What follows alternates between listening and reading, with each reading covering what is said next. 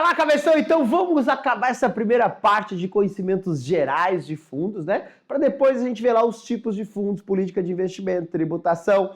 Vem com o papai nesse módulo.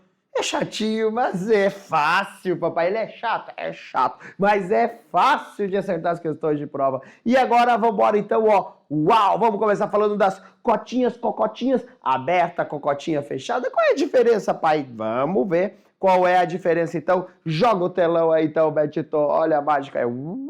Aconteceu a mágica. Estou eu aqui com as classes e subclasses de cotas abertas. O que são as cotas abertas? Lembrando, né? Quando eu tenho cota, eu posso ter classes e posso ter subclasses, tá? Então, não importa se é uma classe aberta ou se é uma subclasse aberta. Toda vez que eu falar de cota aberta, eu estou falando de cotas que vai permitir a aplicação e resgate a qualquer momento. Ou seja, você investiu o seu dinheiro e você pode resgatá-lo a qualquer momento, né? O administrador lá vai criar cotas a qualquer momento. Então, imagina que o fundo tem 100 apartamentos. O cara botou dinheiro, ele pode construir mais apartamentos. É como se ele tivesse um terreno infinito e ele vai construindo cotas. Mais dinheiro, ele vai construindo cota e vai vendendo cota e mais dinheiro, constrói cota, vende cota, entra infinito. E na hora de sair, ele vende o apartamento, vende essas cotas, né? E você consegue resgatar a qualquer momento. Isso é mais comum, a cota aberta, para a maioria dos fundos. A maioria dos fundos vai funcionar com cota aberta, mas existe também aqui o vermelhito, cota fechadinha. Papai, o que é essa cota fechadinha? Ela não vai ser tão simples assim. As cotas fechadas, elas vão limitar o resgate. Presta atenção, ó. A classe de regulamento que não admite, não permite o resgate a qualquer momento, ou seja, nem a criação das cotas e nem o resgate delas pode ser feito a qualquer momento. Vamos entender bem simples os fundos imobiliários. Fundos imobiliários têm que ser necessariamente cotas fechadas, tá bom? Entenda por que existem alguns tipos de fundos assim. Olha só. Quando você vai num fundo imobiliário, você coloca o seu dinheiro, os caras compram imóveis. Então, primeira coisa, se você pedir teu dinheiro de volta, o gestor não pode vender um pedacinho do imóvel. Imagina que eu tenho um fundo imobiliário que compra shopping center. Aí você resgata o teu dinheiro. Aí o que o fundo vai fazer? Vamos vender aquela loja lá, que eu não gosto daquela loja lá. Vamos vender o cinema. Esse cinema não tá dando lucro mesmo, vamos vender para poder pagar as cotas do Edgar. Não consegue. Então são cotas fechadas, são aquelas que não admitem resgate a qualquer momento. As cotas não são criadas a qualquer momento. O fundo fecha e você tem datas específicas para venda das suas cotas, tá? Então, normalmente, esses fundos fechados, eles vão permitir a negociação dessas cotas no mercado secundário. Então, esses fundos com cota fechada, quando você compra, você não consegue resgatar essa cota, que é entregar para o fundo e pegar teu dinheiro de volta. Então, você tem que ir no mercado secundário falando, tem uma cota desse fundo aqui fechada e achar alguém que queira comprar. Quando você vende essa cota por outro boneco, não é um resgate, né? Você está satisfazendo da cota, o boneco recebeu um dinheiro, aqui tal, há uma troca, mas a cota continua existindo. Só mudou o dono dela. O resgate é quando o administrador recomprar essa cota. E isso tem datas específicas, tá bom? Então, cota aberta, resgate a qualquer momento. Cota fechada, não permite resgate a qualquer momento, tá bom? Documentos mínimos que são obrigatórios no fundo. Ou seja, o fundo pode fazer mais que isso, mas nunca menos que isso. Menos que o quê? Um documento, um regulamento. Todo fundo tem que ter um regulamento, uma lei. É claro que esse regulamento tem que estar de acordo com a instrução CVM 175, de acordo com a legislação, regulamento atualizadinho, papai. Além do regulamento, o fundo tem que ter o quê? Descrição de toda a tributação. Como que é cobrado os impostos? Ele vai ter lá a descrição, o imposto cobra sim, tem OF, não tem OF, tem IR, cobra dessa maneira, tem antecipação, não tem? Fica comigo, hashtag mais tarde vai ter aula sobre tributação, só para quem está continuando assistindo. E aqui, ó, políticas de investimento, né, do voto da classe e assembleia. Então vamos lá, o que essas políticas desse investimento aqui em relação à assembleia, tá? Presta atenção. o fundo vai ter regras, né, de como funciona o voto em assembleia. E isso vai depender de classes. Lembra que a gente falou que um fundo pode ter mais de uma classe? Ok. Qual é a regra para cada classe votar em assembleia? Funciona igual? Será que uma cota dessa classe tem um voto, mas perante a essa classe, como é que funciona as outras? Qual é a política de voto para a assembleia, né? Claro que essas leis, né, essas regras que o fundo vai construir, tanto o regulamento quanto a política de voto de assembleia, tem que estar de acordo com a legislação, que é aí que a gente vai entrar, olha só. Adicionais, tá? O que os fundos de investimento financeiro, fundos de investimento financeiro, o que eles têm que ter além dessas documentações aqui acima? Eles são obrigados a ter também uma lâmina atualizada. Uma lâmina é quando você pega, porque o regulamento é uma coisa chata. Aí tem lá 50 páginas, artigo tal, não sei o que, fica lendo, ninguém entende aquilo. Uma lâmina é pegar aquilo ali, ver o que é mais importante e botar num papel só, tá? Existe padronização dessa lâmina, a própria CVM fala, cara, tem que ter no mínimo essas informações aqui na lâmina, mas lá vai ter taxa de administração, vai falar de tributação, vai falar do que investe, vai falar da rentabilidade, vai falar do benchmark, tudo num papelzinho só. Então a lâmina é esse resumo do meu regulamento, ok? Então eu tenho que ter essa lâmina e a demonstração de desempenho, que em geral vem dentro da lâmina, né? Mas a lâmina tem um resumo, eu posso ter lá um documento que mostra mais tempo de desempenho desse fundo, ok? Por isso que está lá ser aplicável, tá? Então, a lâmina vai ter as principais informações do fundo. Esses são documentos adicionais de fundos de investimento financeiro, tá? Agora, regulamento em comum. O que é esse regulamento, essa parte comum? É um regulamento que todos os fundos têm que ter, essa parte comum, que é o quê? O que tem que ter no regulamento de um fundo, tá? Então vamos lá. Eu vi que é obrigado a ter regulamento, mas o que tem que ter dentro desse regulamento, tá? Bom, dentro desse regulamento tem que ter, a identificação e qualificação dos prestadores de serviço. Viu aquele que a gente mostrou na outra aula, que o pai mostrou? O administrador, quem é o cara, onde o cara mora, o CNPJ do cara, ele tá nesse endereço pra te ir lá jogar pedrada se não estiver feliz? Então tem que identificar e qualificar cada um deles. Nosso gestor será o Banco Motherfucker 2, que mora no tal endereço e ele tem CNPJ. O nosso custodiante será. Pronto. Além disso, o que é obrigado a ter? Definição sobre se o fundo tem classe única de cotas, se tem classes diferentes. Sabe toda aquela coisa que a gente falou também lá na aula 1? Lá no início, lá que o pai falou, ó. Pode ter mais de uma cota, pode ter mais de uma subcota. Essas cotas podem se diferenciar de acordo com a política diferente de investimento, né? Essas classes diferentes vai mudar de acordo com a política de investimento. As subclasses estão associadas a taxa de administração diferente, a valores de aporte diferente, resgates com prazo diferente. Todas essas regras têm que estar claro no regulamento, no que nós chamamos de parte comum, que é uma parte que serve para o cara que tem as classes A, classe B, classe C, subclasse X, subclasse Y, todo esse ecossistema de classe e subclasse tem que ter esse regulamento com essa parte que é comum a todos eles. Além disso, tem que estar lá, caso conte com classes diferentes, a definição das despesas que são comuns e também o inclusivo rateio. O que é isso? Eu tenho um fundo que ele tem classe A, classe B e classe C. Essa classe A investe lá, como eu falei, títulos públicos, a classe B investe em debêntures e assim vai. Ok, só que tem despesas que é um fundo só, que tem classes, que a gente vai ratear entre nós. A gente tem que fazer, sei lá, o rateio da despesa do auditor independente, por exemplo. Agora, quando esse auditor for cobrar, quanto que a gente vai cobrar de cada classe? Tem que ter uma regra de rateio. Vamos cobrar mais das classes dos ricos e menos da dos pobres. Não sei, mas isso tem que estar claro no regulamento. Olha, todas as despesas do fundo serão rateadas dessa maneira. Classe A vai pagar 20% da despesa. Classe B, que são os ricos, vão pagar 50%. E assim vai indo. Então tem que ter isso bem claro nessa parte comum.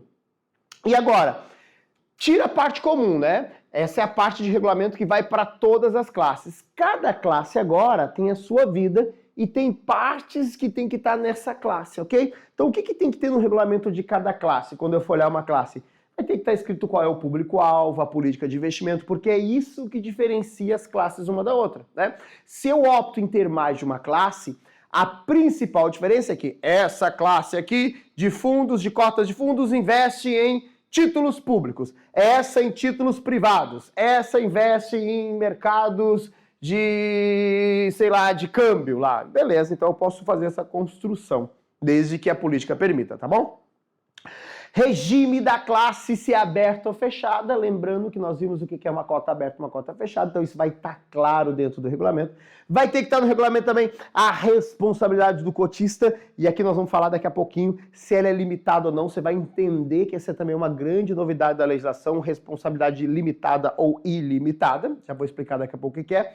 Prazo de duração, né, que, enfim, que tem que ser compatível ao prazo de duração do fundo ali, mas isso aqui, balela, tá, mas tem que ter, só que tá na lei. Forma de rateio das despesas, eventuais contingências, também tem a ver com um pouco do que a gente falou anterior, tá bom? Principal aqui, tem que estar claras as taxas, porque nós vimos que nas subclasses e nas classes você pode ter taxas de administração diferentes, inclusive com valor de aposta, então isso tem que estar claro dentro desses anexos aqui também, tá bom? Política de investimento e a parte de cotas abertas e fechadas e as taxas são os 3 principais pontos que você precisa para a tua prova, tá? Ok. Assembleia de Deus, amém? Amém, Pai? Amém, Senhor? Não, calma, não é de Deus. Assembleia é convocar os cotistas de todas as classes e todas as subclasses. Todo mundo é bem-vindo à Assembleia. E a Assembleia, como ela funciona? Presta atenção. Primeiro, para que serve a Assembleia? Orai, Senhor, demonstrações contábeis. Na Assembleia a gente vai mostrar os números do fundo, ele tem que ser apresentado para todos os cotistas, mas também serve para substituir determinado prestador de serviço. Exemplo, nós não estamos felizes com o gestor. Ah, o gestor está comprando uns papéis aí, nada a ver, o fundo não está bacana. Vamos marcar uma assembleia aqui para a gente derrubar ele. A gente marca a assembleia, é o objetivo, derrubar o gestor. Quem opta em derrubar o gestor? Opa, aprovou a assembleia de acordo com o regulamento. Cai o gestor e vamos nomear um gestor novo, então. Então a assembleia serve para essas coisinhas aí, tá? É tipo o quê? Condomínio, papai. Reunião do condomínio. A assembleia é reunião do condomínio, ou seja, bafafá em primeira mão, né? Briguinha. Emissão de cotas novas quando for fechada. Lembrando, o fundo aberto pode emitir mais cotas? Pode, pro resto da vida. Resto da vida, vai embora. Cota, se o fundo é fechado, precisa de aprovação. Nossa, o fundo precisa emitir mais 100 cotas, mais 1 milhão de cotas para poder captar tanto e poder investir tanto. E a gente define isso em assembleia se a gente quer que o fundo cresça ou não. Lembra, condomínio fechado. Para ele crescer, a gente tem que comprar um terreno aqui. Aí tem que aprovar em assembleia. Essa é a questão. Ok? Fusão! Ah, fusão, sei que você sabe, principalmente que assistiu o Dragon Ball Z. Fusão! Ah, papai! Fusão é junção. Juntar. Eu quero juntar o fundo A com o fundo B. Quero juntar a classe A com a classe B. Subclasse, fazer qualquer fusão de fundos ou de classes ou subclasse precisa ser aprovado em assembleia, porque nós vamos dar, eu não gosto muito daquele povo não, imagina fazer uma junção, vamos fazer uma fusão do clube do São Paulo com o clube do Corinthians, junta lá a galera que ganha tudo e a galera que rouba tudo, não vai querer, não vai dar, então essa fusão tem que ser aprovada na Assembleia. Você fala, não quero juntar com esses caras aí, né? Ah, vamos juntar com o Palmeiras. Palmeiras não tem Mundial. Não vou juntar com quem não tem Mundial. Então tem que ser aprovado entre eles, tá? Tem que fazer sentido para os dois lados para que tenha uma fusão. Ou também incorporação ou fusão. Incorporação eu comprei o cara. Uau, agora o cara é meu. E some. Tipo Itaú Unibanco. Ah, eles falaram que foi fusão, mas não. Porque não se chama Itaú Unibanco. Aí chama no e-mail, tá? Não. Na propaganda, na TV e na bicicleta lá escrito só Itaú. Então isso é uma incorporação. Se o nome da instituição fosse Itaú, Unibanco, Motherfucker, tal, seria talvez uma fusão. Ok? E cisão é separar. Uma vez eu arranquei o siso, pai. Você tira o siso, você cisou, né? Você separou. É isso mesmo, cisão. Então tudo isso tem que ser alteração no regulamento aqui para ascensão, hashtag, olha a dica do pai. Mudar o regulamento, obviamente, tem que ter aprovação em assembleia. Se você mora num condomínio e o condomínio tem uma regra lá, os cachorros podem fazer cocô onde quer. Tá, a regra do condomínio, os cachorros começam a cagar pra todo lado. Aí você tá andando assim, tá um fedorão, porque as pessoas são mal educadas, elas não recolhem o cocô dos cachorros. Aí você, vamos marcar uma assembleia para discutir o cocô dos cachorros. Aí tá escrito lá no regulamento, os cachorros podem fazer cocô a hora que quer e não precisa limpar. Não tá escrito isso. Aí você fala, não, vamos fazer o seguinte, então vamos deixar os cachorros fazer cocô onde quer, mas o dono do cachorro é um cachorro se ele deixar lá, então ele tem que limpar. Então nós vamos mudar esse regulamento. Então, por melhor que seja a mudança, ela vai ter que ser aprovada, ok, em assembleia. Mas em fundos a gente tem uma exceção. Exceção é uma mudança que vai mudar o regulamento, algo que muda o regulamento que não precisa ser aprovado em Assembleia, que é aquela que beneficia todos sem discussão. Que é o quê? Tchan, tchan, tchan, tchan. Vem com o papai, presta atenção. Exceção aqui, ó. Redução de qualquer tipo de taxa. Se o fundo resolver reduzir a taxa de administração, não precisa convocar a Assembleia. Imagina eu perguntando, pessoal, nós estamos cobrando 2%, eu estou achando que é muito, o fundo está perdendo competitividade no mercado, nós vamos reduzir para 1%. Quem é que não quer? Aí sempre tem um louco, né? Ah, eu gosto de pagar 2%, eu quero pagar 2%. Não, evita o louco, não faz a Assembleia, porque quem é que vai ficar bravo com isso? Ah, não, melhor pagar 2%, é melhor pagar menos. Então, redução de qualquer taxa, administração, custódia, gestão, cabeção, muda o regulamento, comunica os cotistas e aquele abraço, papai. Não precisa convocar os caras. Vai lá fazer o quê? Tomar café? Ah, pessoal, vamos aprovar o que já está aprovado, pagar menos. Então, agora, aumentar a taxa de administração? Meu dinheiro não, papai. Somente com aprovação em Assembleia. A administração e gestão de todas as taxas, tá bom? Agora, presta atenção sobre a Assembleia ainda, Ela acontece quando? Anualmente. A Assembleia tem que ser feita no mínimo uma vez por ano para demonstração contábil. Então essa é a Assembleia ordinária que vai acontecer com chuva ou sol. Uma vez por ano a gente tem que fazer demonstração contábil. Lembra que o auditor independente uma vez por ano vai auditar essa demonstração contábil, que ela é apresentada em Assembleia uma vez por ano. Pode ter mais que uma Assembleia por ano? Pode. Pode. Agora é o mínimo uma. Quem pode convocar a Assembleia? A convocação de Assembleia está aqui, Quem pode? Qualquer prestador de serviço. O administrador pode, o custodiante pode, o distribuidor pode. Então, esses prestadores de serviços essenciais, eles podem convocar. Lembrando que quando um banco ele faz todos os trabalhos, ele é o gestor, ele é o administrador, ele é o custodiante, é o banco que vai decidir, ele que convoca a Assembleia ou não. Mas, muitas vezes, o fundo terceiriza o distribuidor, terceiriza o gestor. E daqui a pouco o distribuidor tá bravo com alguma coisa, ele pode levantar a mão e falar, eu quero uma Assembleia, que eu quero discutir uma coisa aqui que tá muito complicado, que a gente precisa mudar no regulamento. Ele pode convocar. Pai, além dos bambambam, administrador, gestor, custodiante, quem pode convocar a Assembleia? Eu? Presta atenção. Além dos bambambam, você também pode, mas você tem que ser mais organizado, articulado, tem que fazer um bafafá, tem que fazer um... Como é que chama aquele negócio que você vai passando, todo mundo assinando aquela lá, né? Aquela coisa, todo mundo assinando lá, você fala assim, assina aí pra gente fazer... Como é que chama? Esqueci o nome, Betinho, agora falhou na cabeça. Uma lista de chamada, não é uma lista de chamada, você vai fazer aquela coisa, abaixo assinado, assine embaixo. E você tem que conseguir 5%, papai dos cotistas, 5% aderir, porque se é um problema teu, é teu. Agora, quando 5% pelo menos, pode ser mais, nunca menos, diz... A gente acha que tem que mudar? Opa, temos um problema do fundo. Então, a fundo, para que uma Assembleia seja convocada, é necessário que um bambambam convoque, administrador, gestor, ou você com muita gente. Tem que ser alguém da muvuca mesmo, 5% pode convocar. Convocou a Assembleia, comunica a galera com no mínimo 10 dias. Afinal de contas, não sei o que vou fazer semana que vem, tem que ver se eu tenho um dia livre. 10 dias, pelo menos, o cara tem que receber a convocação dessa Assembleia, beleza? Olha que bacana. Agora chegamos aqui nessa última parte aqui. Outras classes. Quais são as classes obrigatórias de fundos de investimento? Primeiro, classes restritas, né? A gente antes chamava de tipos de fundo, agora são tipos de classe, né? Porque isso não se divide só em fundos, pode se dividir em classe. O que é uma classe restrita? Quando você vai em um banco, tem áreas restritas. Quando você vai lá nessa parte aqui, eu quero ir naquela parte que não tem fila. Não, papai, aquela parte é só para cliente private. Eu não posso ir. Restrita aos clientes que têm muito dinheiro. Eu quero pegar aquela fila lá que tem pouco cliente. Essa daí é dos idosos. É restrita para idosos, gestante, lactante, lá vai pedrada. Então, não é qualquer um. Lembro quando trabalhava lá, né, Betinho, lá na agência lá crianças de colo. Às vezes é o português, né? Aí falava, olha, quem pode pegar fila especial? Gestante, sei o que, lactante, criança de colo.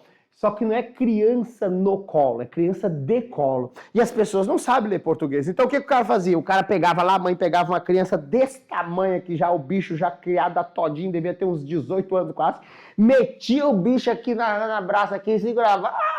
E aqui chegava vermelhinho no caixa, mas não, tô com criança de colo. Não, cabeção, esse não é criança de colo, isso é criança no colo. No colo não cola, papai. Não, daí tinha que ir lá falar, minha senhora, não dá, né? Ah, mas eu tô aqui com a criança no colo, minha senhora. Fila normal, né, minha senhora? Ou meu senhor, então não dá. Então presta atenção. Ó, essa área restrita, ela tem uma regra e só pode entrar se tiver nessa regra. Qual é a regra aqui, papai? A regra é a seguinte, ó.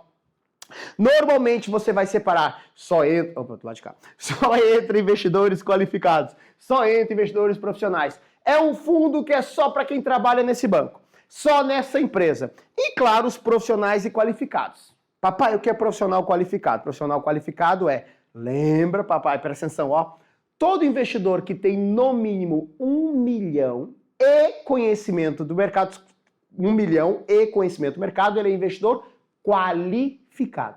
E quem tem 10 milhões ou mais e conhecimento de mercado, ele é profissional. A dica do papai é o profissional usa camisa 10. Profissional é 10. Prof 10. O pai é 10. Nota 10 pro papai. O prof que é 10, 10. E o qualificado é 1. Essa galera com muito dinheiro, que pode ser os caras com muito dinheiro, também pode ser uma instituição financeira. A instituição financeira sempre é qualificada, sempre é profissional. Essa galera aí pode construir esse tipo de fundo aqui, ó. Restrito. Primeiro aqui, tá? Restrito aqui, ó, tá? Que eu posso separar para investidores aqui, qualificados ou profissional. Eu construo o fundo e falo, esse fundo só entra qualificado. Quem vai entrar? Instituição financeira, pessoa física ou jurídica, que tenha no mínimo 1 milhão e mais conhecimento de mercado. De maneira geral é isso.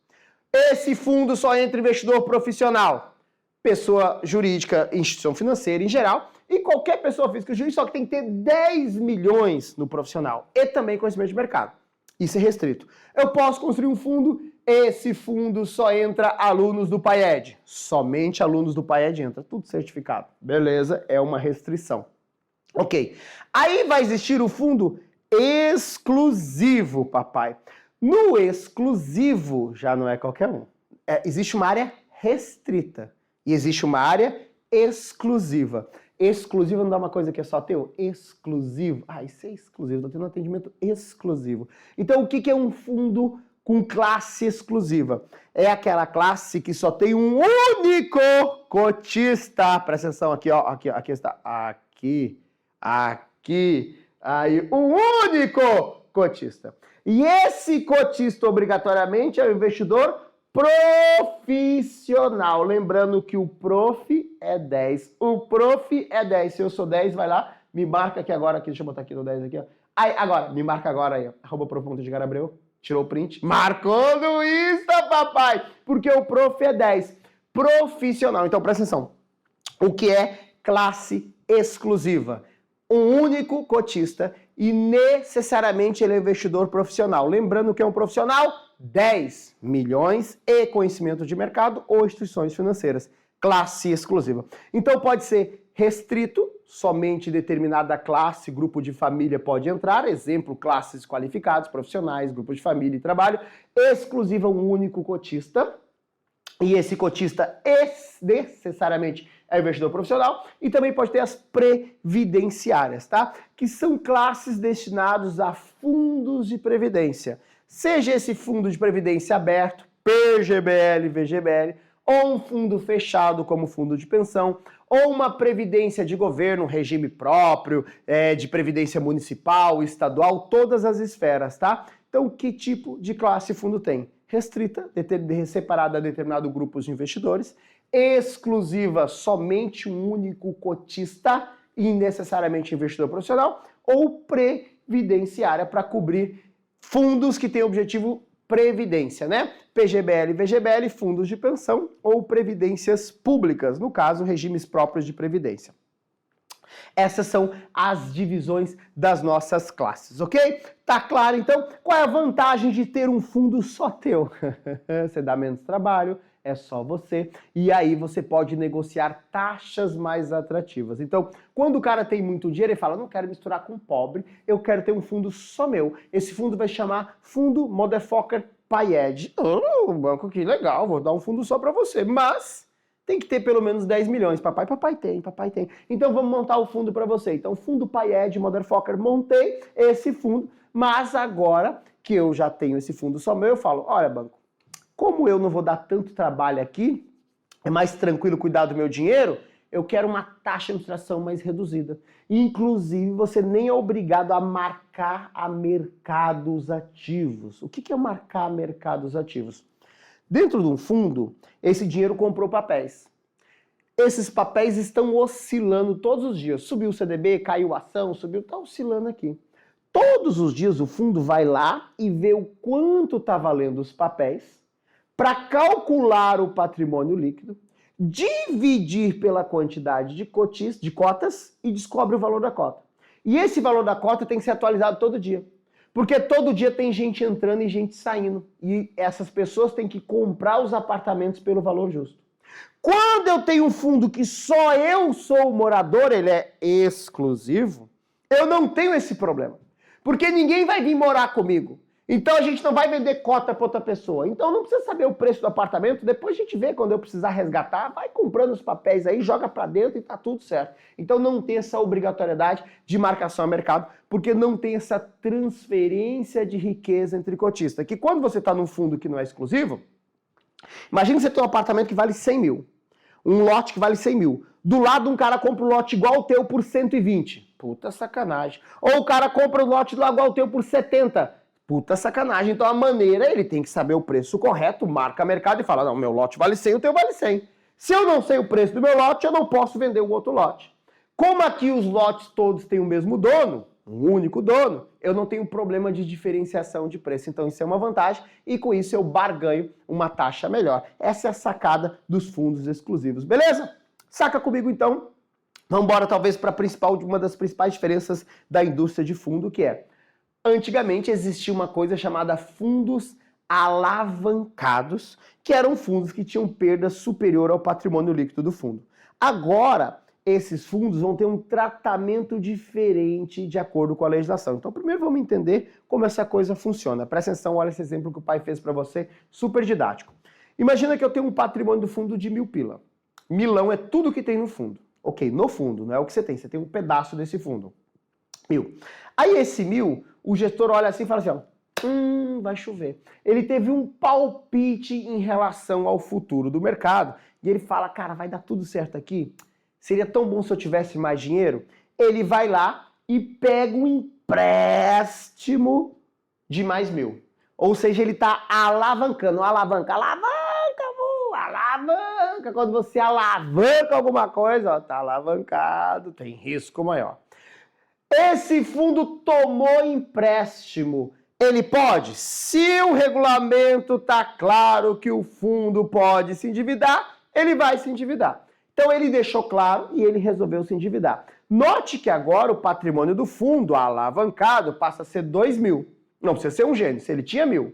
Você tem 1.000 no bolso. Fez o empréstimo de mais 1.000, ficou com 2.000. Então agora o meu PL alavancado é R$2.000. Ok. Só que o palpite do gestor não foi lá essas coisas. Deu zebra. Deu ruim.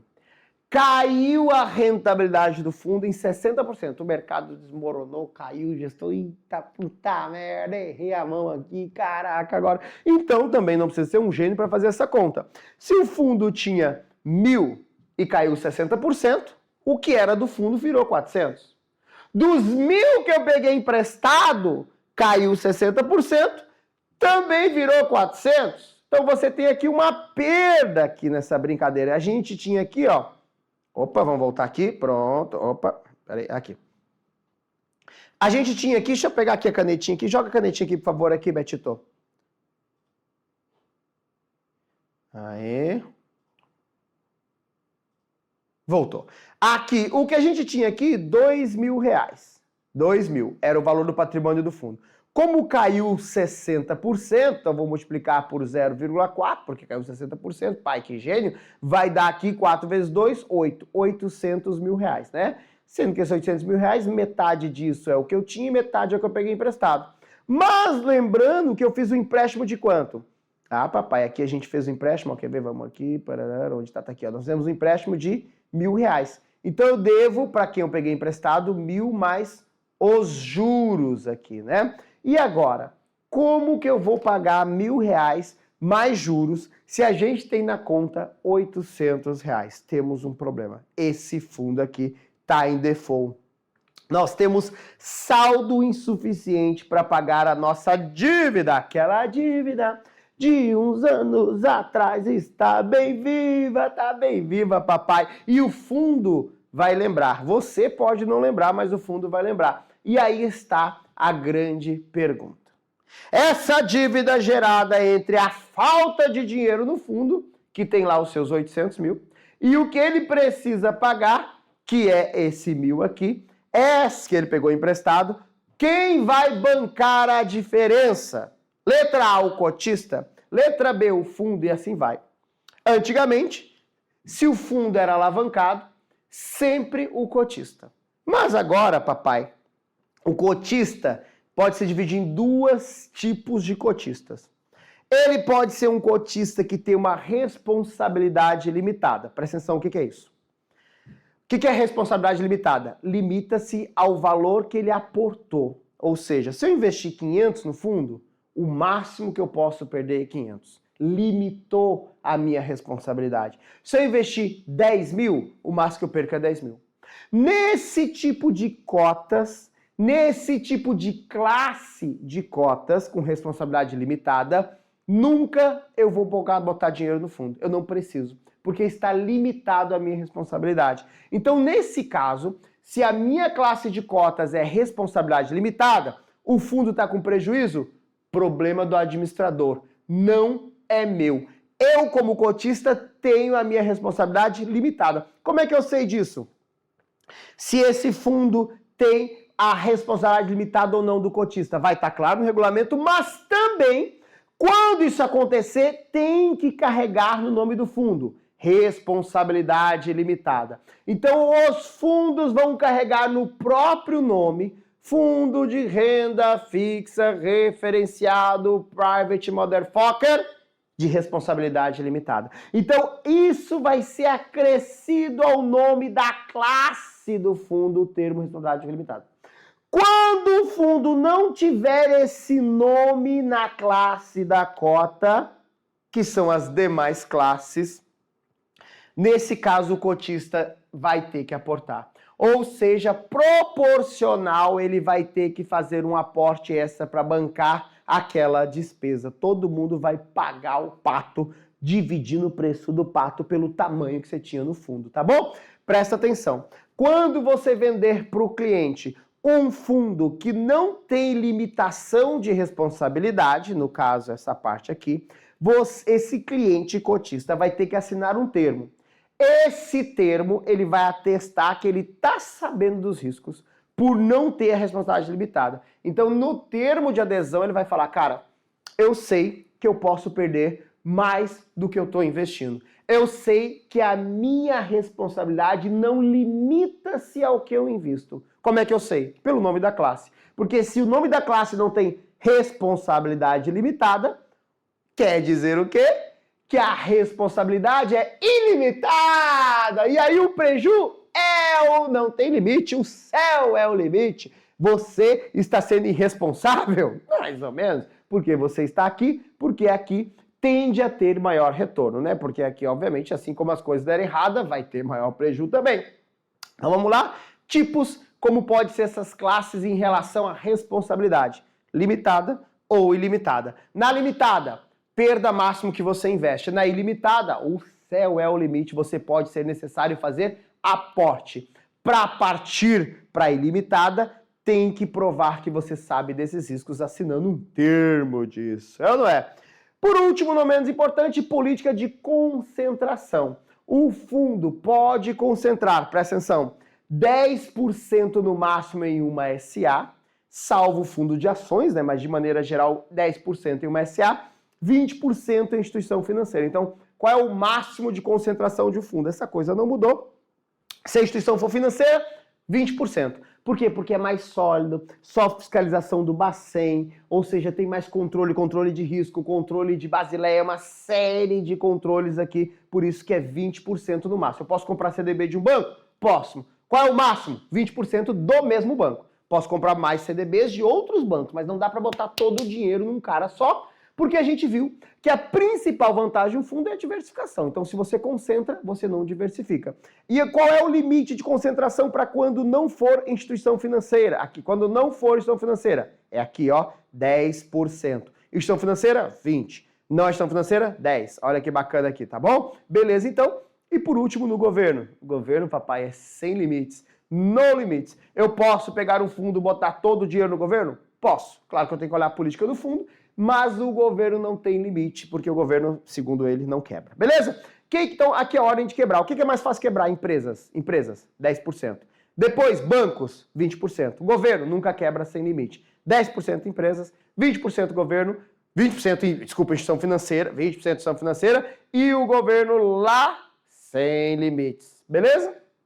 Vamos fazer as questões, então, para a gente matar essa parte. Ó, olha como fica fácil. Cota de classe ou subclasse que permite resgate a qualquer momento. Cota resgatável. Cota aberta, cota fechada, cota permissível. Não existe permissível e nem resgatável. Ou é aberto ou é fechado. O que é aquela porteira que você pode entrar e sair a qualquer momento? É porque está aberta, papai. Aberta, entra e sai a qualquer momento. Fechada, não é bem assim. Então, se pode entrar e sair a qualquer momento, permissível, é aberta. Muito fácil, não é? Mais uma, ó. 2. Fundo realizou o investimento de forma alavancada e causou perda superior ao patrimônio do fundo. Considerando que a classe que o fundo pertence é de responsabilidade limitada, de quem é a conta, quem vai se responsabilizar pelo déficit. Então, presta atenção, ó. Se é limitada, o cotista está limitado ao que ele investiu. Então, quando o fundo perde mais do que tinha de patrimônio, o cotista fala lá, veio em minhas mãos. O máximo que eu perco, eu coloquei. Perdi tudo, não tá bom, mas também não vai ser pior. Essa dívida não é minha, papai. Nesse caso, quem vai responder pela dívida? Então, não é o cotista. Por quê? Porque a responsabilidade dele é limitada. Por isso que não é ele. O administrador, o gestor ou os dois? Claro que as cagadas foram feitas pelo gestor, né? Porque ele comprou o papel errado, ele que fez as cagadas lá, né? Então, tudo bem. Mas esse gestor foi contratado pelo administrador. E o responsável legal perante ao fundo é o administrador. Ele pode ir lá, ficar bravo com o gestor, reclamar dele e tal, mas quem vai pagar a conta, papai, é o administrador, porque era o responsável legal por tudo que acontece, tudo perante ao fundo aí, ele é responsável legal. Então ele vai lá proibir, provavelmente o fundo está default, ele proíbe resgate, dá uma segurada lá, né? Ele vai convocar a assembleia, vai discutir, vai ver como que ele vai resolver essa coisa aqui. Mas uma coisa é certa, o cotista não vai pagar as contas. Ele pode decretar, esse fundo aqui pode entrar em recuperação judicial, quer dizer, na verdade, decretar a falência do fundo, né? Ele pode ele mesmo fazer o aporte para cobrir. Então, enfim, ele vai definir qual que vai ser a liquidação desse fundo. Se ele vai ser liquidado, não vai ser liquidado, se ele vai fazer um aporte ou não. Mas o cotista está liberado porque a responsabilidade dele é limitada nessa questão, ok? Por último, as classes dos fundos de investimento podem ser divididas. Restrita, irrestrita e previdenciária. Previdenciária, investimentos e reserva de emergência. Inclusiva, exclusiva e restrita. Papai, presta atenção, ó. Restrita, exclusiva, previdenciário. Restrita, exclusiva, previdenciário. Previdenciário. Rexpre, ré versus pré, ré versus pré, ré versus pré, restrita, exclusiva, restrita, exclusiva e previdenciário. Ré versus pré, né? Dá para pensar no Remo versus Paysandu, aí você pode fazer o Ré versus P aqui, ó. Remo versus Paysandu, o maior clássico da história, acho que é do Pará. Remo versus Paysandu, acho que é do Belém do Pará. Isso, Papão do Curuzu. Que agora aí. Restrito, exclusivo, previdenciário. Essas são as 3 classes dos fundos, como elas são divididas. Beleza? Era isso. Fechamos, então, essa parte de fundos e a fundo mesmo a gente vai começar a ver lá o que investe fundo de renda fixa, referenciado, cambial, como que funcionam essas coisas, que são os fundos de investimentos financeiros. Isso deve ficar assunto da nossa próxima aula. Beijo, foi lindo e até a próxima aula.